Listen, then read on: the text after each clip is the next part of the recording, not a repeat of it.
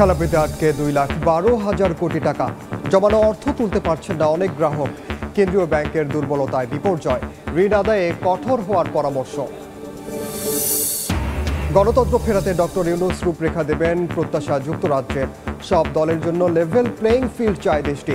পররাষ্ট্র উপদেষ্টার সঙ্গে ব্রিটিশ প্রতিমন্ত্রীর বৈঠক।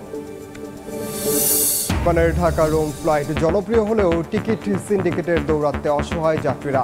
আবারও বন্ধ হওয়ার শঙ্কায় প্রবাসীরা। দ্রুত ব্যবস্থা নেওয়ার আহ্বান।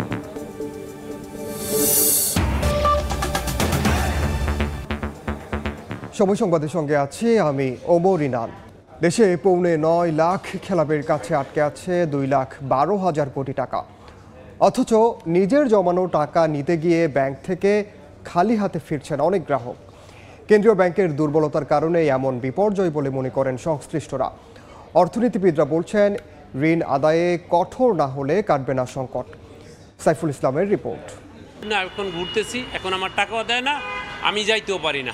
ব্যাংকে গেলেই শোনা যায় নিজের রাখা টাকা তুলতে এসে বিপাকে পড়া হাজারো গ্রাহকের ভোগান্তির কথা। টাকার প্রয়োজন, টাকা দিতে বলছে দালালে, টাকা না দিলে ফ্লাইট দিবে না। আমাদের দরকার, কিন্তু আমরা টাকা ওইভাবে পাচ্ছি না। এমন অবস্থার কারণ হিসেবে SIBL এর ব্যবস্থাপনা পরিচালক বলছেন, গ্রাহকের আস্থার সংকট বর্তমানে নতুন করে ব্যাংককে ফেলেছে অর্থ সংকটে। ব্যাংক যে বিনিয়োগ করেছে ওখান থেকে সকল টাকা তো একদিনে তুলে আনতে পারবে না, কিন্তু আমাদের ডিপোজিটাররা ওনার টাকার মায়ার কারণে ওনার টাকা উনি চাইতে পারেন, কিন্তু উনি অ্যাডভান্স চাচ্ছেন। ব্যাংক খাতের এমন নাজুক পরিস্থিতির জন্য দায়ী খেলাপি ঋণ। চলতি বছরের মার্চ পর্যন্ত ব্যাংক ও নন ব্যাংক আর্থিক প্রতিষ্ঠানে এই ঋণের পরিমাণ বেড়ে হয়েছে 2,12,143 কোটি টাকা।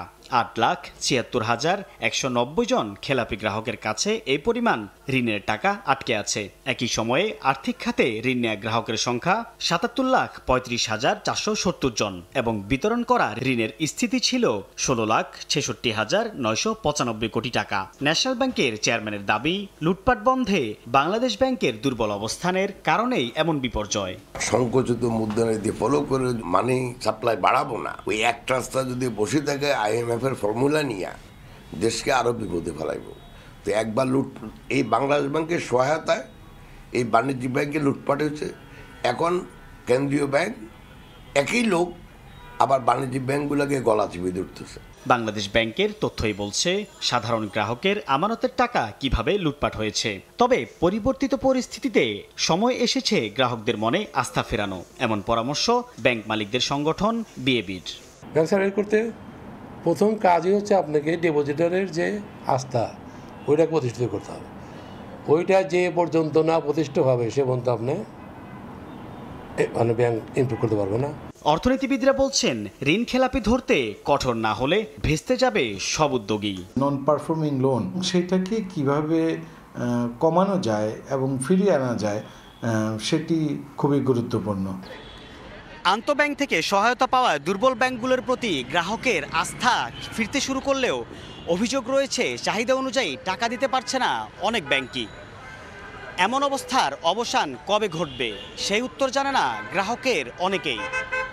সাইফুল ইসলাম, সময় সংবাদ, ঢাকা। বাংলাদেশে গণতন্ত্র ফেরাতে ডক্টর মোহাম্মদ ইউনূস রূপরেখা ঘোষণা করবেন বলে আশা করে যুক্তরাজ্য। রাজনীতিতে সব দলের জন্য লেভেল প্লেইং ফিল্ডও প্রত্যাশা করে দেশটি। সকালে পররাষ্ট্র উপদেষ্টার সঙ্গে বৈঠক করেন ভারত প্রশান্ত মহাসাগর বিষয়ক ব্রিটিশ পররাষ্ট্র প্রতিমন্ত্রী ক্যাথরিন ওয়েস্ট। পরে সাংবাদিকদের তিনি যুক্তরাজ্য সরকারের প্রত্যাশার কথা জানান। বৈঠকে তারেক রহমানকে ফেরানো প্রসঙ্গে আলোচনা হয়েছে কিনা জানতে চাইলে প্রতিমন্ত্রী বলেন, কোনো নির্দিষ্ট ব্যক্তির বিষয়ে কথা হয়নি, তবে বাংলাদেশ চাইলে সহায়তা করতে প্রস্তুত যুক্তরাজ্য। ক্যাথরিন ওয়েস্ট আরও জানান, রোহিঙ্গাদের সহায়তায় 1 কোটি পাউন্ড দেবে যুক্তরাজ্য। সহায়তা করবে আইন শৃঙ্খলা পরিস্থিতি স্বাভাবিক করা, জবাবদিহিতা নিশ্চিত ও জাতীয় সমঝোতার ক্ষেত্রেও।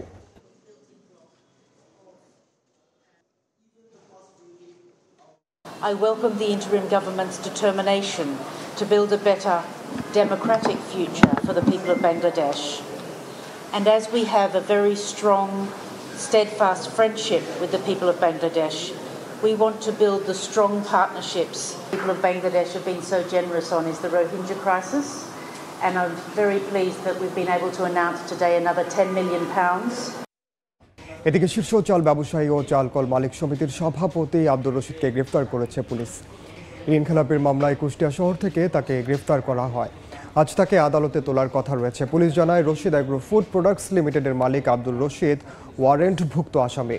রশিদ সহ তার পরিবারের সদস্যদের বিরুদ্ধে ঋণ খেলাপির দায়ে আদালতে ৬৮টি মামলা করেছে সোনালী ব্যাংক, ইসলামী ব্যাংক সহ বেশ কয়েকটি ব্যাংক। এরপর থেকেই পরিবারটির সব সদস্য আত্মগোপনে ছিলেন।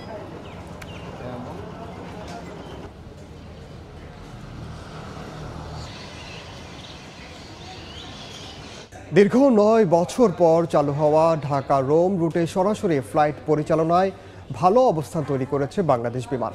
কিন্তু টিকিট সিন্ডিকেটের দৌরাত্ম্যে কাঙ্ক্ষিত রুটটি বন্ধের শঙ্কায় ইতালি প্রবাসীরা।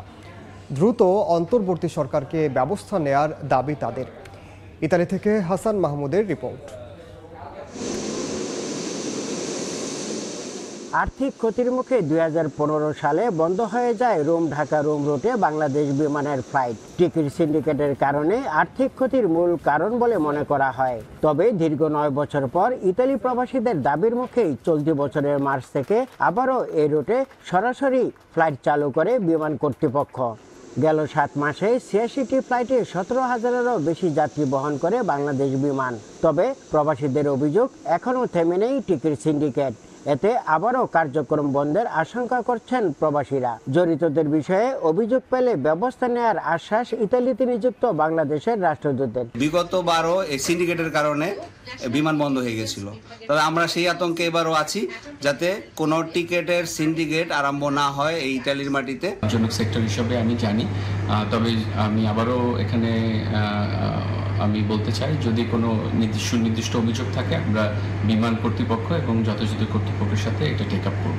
এদিকে বাংলাদেশ বিমানের জিএসএ ডিজিটালের কর্মকর্তা বলছেন, কম খরচে রোমের আশপাশ শহর থেকে যাত্রী এনে ঢাকায় পাঠানোর ব্যবস্থা করছেন তারা। এ নিয়ে যাত্রীরা বিমানের প্রশংসাও করছেন। Supplemento per avvicinarsi a Roma è di circa 120-150, dipende dalle casse del servizio, andata e ritorno per arrivare su Roma e poi volare su Dhaka. আসা যাওয়া করলাম, আমাদের কোনো সমস্যা হয় না এবং খাবারের বিভিন্ন আপ্যায়ন সবগুলোর মান ভালো ছিল। রোম ঢাকা রোম রুটে ইকোনমি ক্লাসে ভাড়া ৬৬০ ইউরো, কিন্তু বিজনেস ক্লাসে ১৫০০ ইউরো ভাড়া রাখায় যাত্রী পাওয়া যাচ্ছে না। ইতালির অন্যান্য শহর থেকে একই টিকিটে বাংলাদেশিরা কানেক্টিং ফ্লাইটে ঢাকায় যাওয়া আসার সুযোগ পাচ্ছে। ইতালির রোম থেকে হাসান মাহমুদ, সময় সংবাদ। শীতের আবহ উত্তরবঙ্গের জেলাগুলোতে অগ্রহায়ণের দ্বিতীয় দিনেই পঞ্চগড়ে সর্বনিম্ন তাপমাত্রা রেকর্ড করা হয়েছে ১৫.৬ ডিগ্রি সেলসিয়াস। সকাল ৯টায় জেলার তেঁতুলিয়ায় এই তাপমাত্রা রেকর্ড হয়। ভোর থেকে ঘন কুয়াশায় ঢেকেছিল পথঘাট। এ সময় মহাসড়কে হেডলাইট জ্বালিয়ে চলাচল করে যানবাহন। ঘন কুয়াশা উপেক্ষা করে শ্রমজীবী মানুষদের কাজে যেতে দেখা যায়। স্থানীয় আবহাওয়া অফিস জানিয়েছে, গতকাল শনিবার জেলায় দিনের সর্বনিম্ন তাপমাত্রা রেকর্ড করা হয় ১৭ ডিগ্রি সেলসিয়াস। তবে বেলা বাড়ার সঙ্গে সঙ্গে তাপমাত্রা বাড়তে থাকে।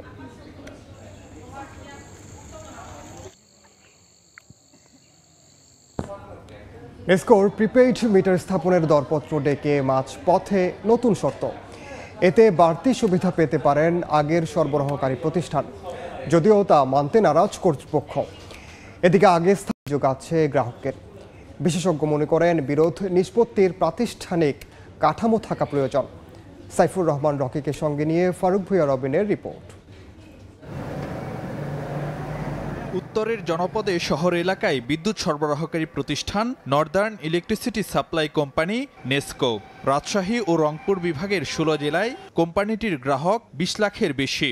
এর মধ্যে ৫ লাখই এসেছে স্মার্ট প্রিপেড মিটারের আওতায়। তবে এসব মিটার নিয়ে নানা অসন্তোষ রয়েছে গ্রাহকদের। প্রত্যেক মাসে বিল বেশি আসে, আর তারপর আবার মিটার যেগুলো আছে এগুলো তো মিটার চেঞ্জ করে ডিজিটাল করেছে, এই ডিজিটালে আরও বেশি আমরা সমস্যায় পড়েছি। কোনো ঠিক ঠিকানা নাই, কখন কিভাবে বিল করতেছে আমরা নিজেও জানি না। অনেক মিটার সমস্যার কারণে অতিরিক্ত বিল আসে, এটা গ্রাহকরা ক্ষতিগ্রস্ত হচ্ছে। এটা অনেক সময় আমরা অভিযোগ দিয়েও এটা সমাধান হয় না।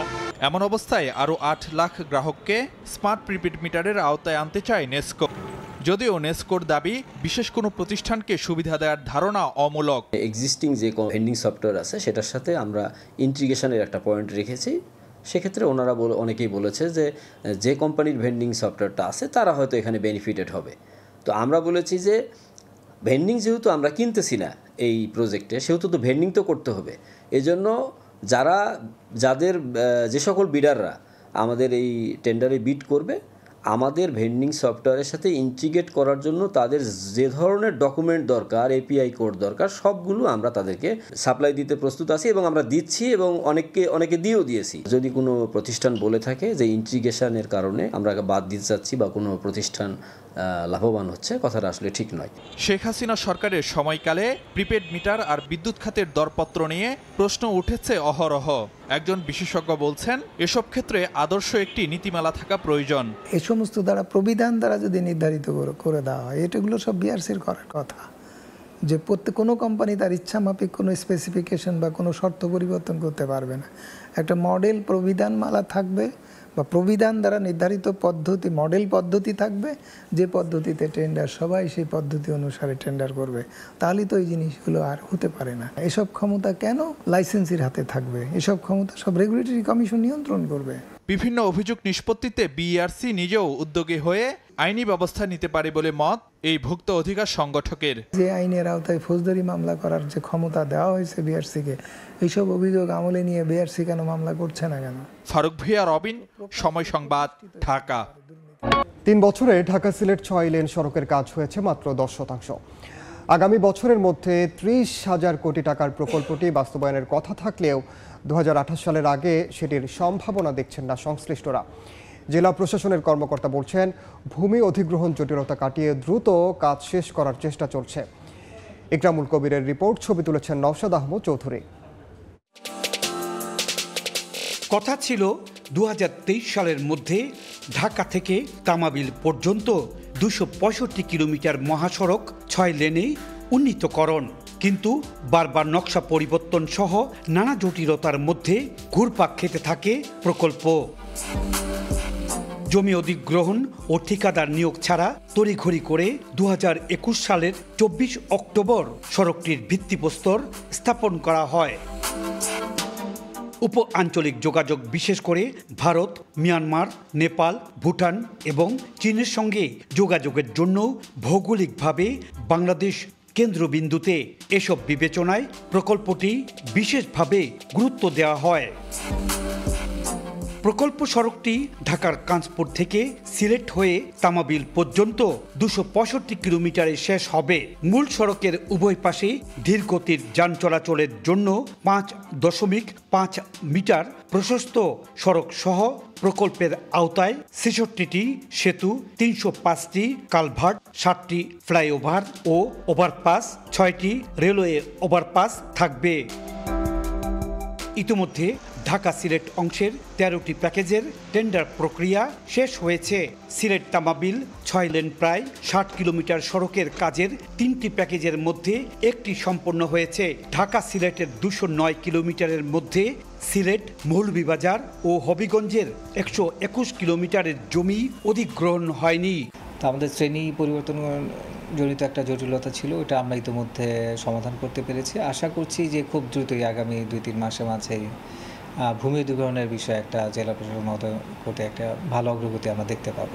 এ পর্যন্ত প্রকল্পের মাত্র 10 ভাগ কাজ শেষ হয়েছে। তা আমরা এগুলোর যে অগ্রগতি আছে সেগুলো আমরা ডিউ সময়ের মধ্যেই আছে, সময়ের অতিক্রান্ত হয়ে যায় নাই এবং আমরা আশা করতেছি নির্দিষ্ট সময়ের মধ্যে অধিগ্রহণ সম্পন্ন হবে। 2021 সালের 1 জানুয়ারি থেকে শুরু হওয়া 30,000 কোটি টাকা ব্যয়ের এ প্রকল্পের মেয়াদ ধরা হয়েছে 31 ডিসেম্বর 2025 পর্যন্ত, কিন্তু শেষ হতে 2028 সাল পেরিয়ে যাবে বলে ধারণা করা হচ্ছে। প্রকল্পের 25 ভাগ অর্থ যোগান দিচ্ছে এশিয়া উন্নয়ন ব্যাংক। ইকরামুল কবির, সময় সংবাদ, সিলেট।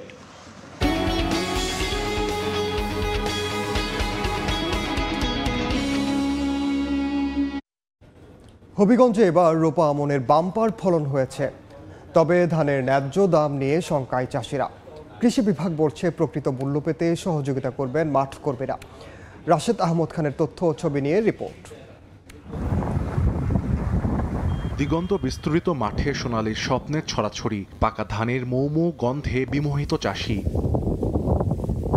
হবিগঞ্জে এবার রোপা আমন ধানের বাম্পার ফলন হয়েছে। এরই মধ্যে ধান কাটা শেষ হয়েছে অর্ধেকেরও বেশি। ধার দেনা করে চাষ করা ফসলের আশানুরূপ ফলন দেখে স্বস্তিতে কৃষক কৃষানি। তবে উৎপাদন খরচ বৃদ্ধি পাওয়ায় ন্যায্য মূল্য না পেলে ক্ষতির শঙ্কায় তারা। এবার সরকার প্রতিমন ধানের দর নির্ধারণ করেছে 1320 টাকা। তবে খোলা বাজারে প্রতিমন ধান বিক্রি হচ্ছে 1050 টাকা পর্যন্ত। খোলা বাজারের চেয়ে সরকার নির্ধারিত দাম বেশি হওয়ায় খাদ্য গুদামে ধান সরবরাহে আগ্রহী কৃষক। তবে সিন্ডিকেটের কারণে খাদ্য গুদামে ধান বিক্রি করতে পারছেন না বলে অভিযোগ তাদের। তাই দেনা পরিশোধ ও পরিবারের ব্যয় মেটাতে বাধ্য হয়ে কম দামে ধান বিক্রি করছেন চাষিরা। ফলন ভালো হয়েছে, আমরা দ্রুত চেষ্টা করতেছি বান বন্যা পাওয়ার আগে জমিন কাটতে তুলে লাইতে পারি। বীজের দাম বেশি, সারের দাম বেশি এবং খামলার দাম বেশি।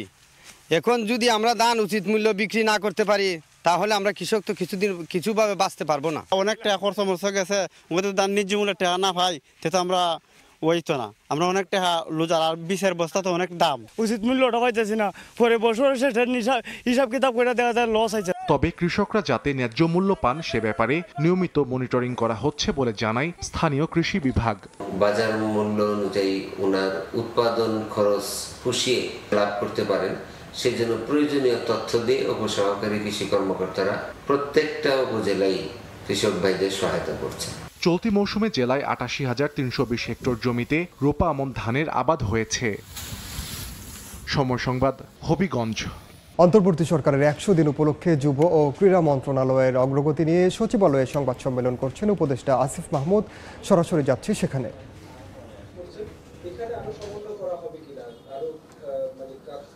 দেখুন, খুবই দুঃখজনক যে আমাদের স্পোর্টসকে যেভাবে পলিটিসাইজ করা হয়েছে। বিসিবিতে তো কোনো ধারাবাহিকতার ব্রিজ হওয়ার কথা ছিল না। যদি স্পোর্টসে পলিটিসাইজ না করা হতো, বিসিবিতে পলিটিক্যাল লোকজন না থাকতো, তাহলে দেশে একটা পরিবর্তন হলেও বিসিবি তার মতোই থাকতে পারতো, ধারাবাহিকভাবে তার কার্যক্রম পরিচালনা করতে পারতো। কিন্তু আমি যখন দায়িত্ব নিলাম এসে বিসিবির কোনো ডিরেক্টরকে পাওয়া যাচ্ছিল না। তখন কারোর সাথে যে পরামর্শ করবো এমন একটা লোক পর্যন্ত ছিল না। তো স্টেক হোল্ডারদের সাথে কনসালটেশনের মাধ্যমে এবং গঠনতান্ত্রিক অনেক জটিলতা ছিল, সেগুলো দেখে নিয়মতান্ত্রিক উপায়ে আমরা বিসিবির যেই আইসিসির যেই ফ্রেমওয়ার্ক আছে তার মধ্যে থেকে নিয়মতান্ত্রিকভাবে আমরা বিসিবিতে পরিবর্তনটা এনেছি। এবং এটা বাস্তব যে জোড়াতালি দিয়ে চলছে, কারণ অনেক ডিরেক্টররা এখন নেই এবং কিভাবে নতুন ডিরেক্টর বা আমরা যেই বিসিবির গঠনতন্ত্র আছে তার ভিত্তিতে নতুন ডিরেক্টরদেরকে আমাদের নিতে হবে। এবং সেটা নেওয়ার ক্ষেত্রেও কিছু চ্যালেঞ্জ আছে, যেমন আমাদের ক্রীড়া সংস্থাগুলো এখনও পুনর্গঠন হয়নি, পুনর্গঠনের কার্যক্রম চলমান আছে, আপনারা জেনেছেন। সেগুলো পুনর্গঠন হলে তার মাধ্যমে নিয়মতান্ত্রিক উপায়েই আরও নতুন ডিরেক্টর ইনক্লুশন হবে। তারপরে বিসিবির ডিপার্টমেন্টগুলো ডিস্ট্রিবিউট করার ব্যাপার আছে এবং সেগুলো ডিস্ট্রিবিউট করার মাধ্যমে বিসিবির কার্যক্রমে আরও গতিশীলতা আসবে বলে আমি মনে করি। সরাসরি যুক্ত ছিলাম সচিবালয়ে। ইসরায়েলের আগ্রাসনে আহত এবং জটিল রোগে আক্রান্ত অসুস্থ 4 ফিলিস্তিনি শিশু নিরাপদে যুক্তরাষ্ট্রে পৌঁছেছে। প্রথম দফায় আরও অর্ধশতাধিক শিশু এবং তাদের পরিবারকে চিকিৎসার জন্য দেশটিতে নেওয়া হবে। শনিবার শিকাগো বিমানবন্দরে 4 ফিলিস্তিনি শিশু পৌঁছালে তাদের স্বাগত জানান শত শত মার্কিন। এ সময় যুদ্ধবিরতির জন্য নবনির্বাচিত মার্কিন প্রেসিডেন্ট ডোনাল্ড ট্রাম্পকে উদ্যোগী হওয়ার আহ্বান জানান তারা। যুক্তরাষ্ট্রের শিকাগো থেকে হাসানুজ্জামান সাকির রিপোর্ট। ফিলিস্তিনের গাজা থেকে উদ্ধার হওয়া 4 শিশু আসবে যুক্তরাষ্ট্রে। এজন্য শত শত শিশুর অপেক্ষা ইলিনয়ের শিকাগো বিমানবন্দরে। ইমিগ্রেশন প্রক্রিয়া শেষ করে বিমানবন্দরের বাইরে আসে যুদ্ধে বিধ্বস্ত শিশুরা, সঙ্গে তাদের বাবা মা। যুক্তরাষ্ট্রের মানবিক সাহায্য সংস্থার কর্তব্যরতরা জানান, চিকিৎসার জন্য 250 শিশুকে যুক্তরাষ্ট্রে আনার জন্য তালিকা করা হয়েছে। এর মধ্যে প্রাথমিকভাবে 32 জনকে আনার অনুমতি দিয়েছে মার্কিন সরকার। এ সময় ইসরায়েলকে অস্ত্র সহায়তা বন্ধ ও যুদ্ধবিরতির জন্য নবনির্বাচিত প্রেসিডেন্ট ডোনাল্ড ট্রাম্পকে উদ্যোগী হওয়ার আহ্বান জানান মার্কিন মানবাধিকার কর্মীরা।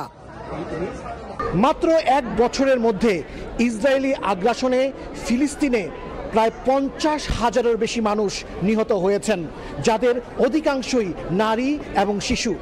সেই সব হাজারো শিশুদের মধ্যে মাত্র 4 জন অসুস্থ শিশুকে যুক্তরাষ্ট্র সরকার বিভিন্ন এনজিওর মাধ্যমে এই যুক্তরাষ্ট্রে নিয়ে এসেছে এবং তাদেরকে বরণ করে নিতে শত শত শিশুরা এই বিমানবন্দরে এসে উপস্থিত হয়েছেন হাজারো মানুষ।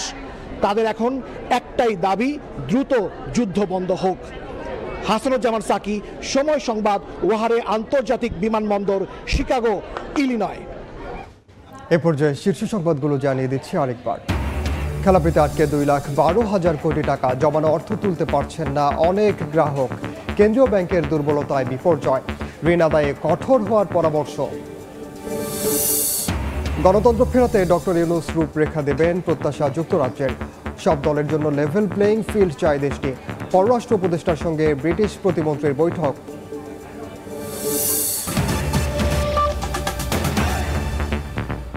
এ ছিল সময় সংবাদের সঙ্গে থাকুন সময়ে।